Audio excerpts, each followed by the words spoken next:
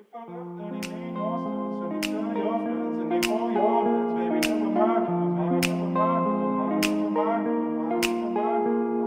If I left anything more sense, and you tell your friends, and they call your hands, baby, never mind, never mind, never mind. Hello, we are team SoftHoarders from Craiova. Having been active for so long in the field of robotics, many people who meet us ask where we think this industry is going, where it will expand, and what will be the new horizons that the robots will eventually see with their own eyes. We believe that there are many branches where robots could lend a helping hand. We think that medicine could be mainly influenced by this domain in the next 5 years.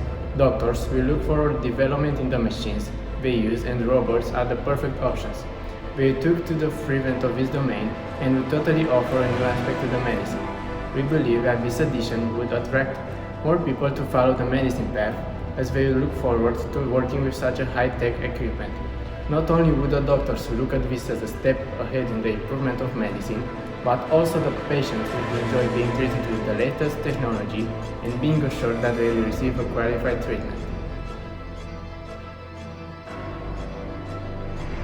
People change day by day, so think about their homes.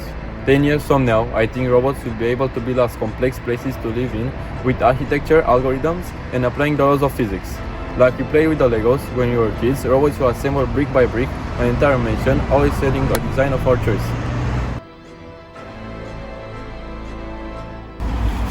Robots are already helping with construction on planet Earth, and I believe that in the future they will help us create habitats on other planets such as Mars. Currently, most of the rovers are already sent for research, so I'm convinced that in 20 years, humankind will build robots that can create all by themselves or piloted from a distance homes that will allow us to live on the other planets of the solar system.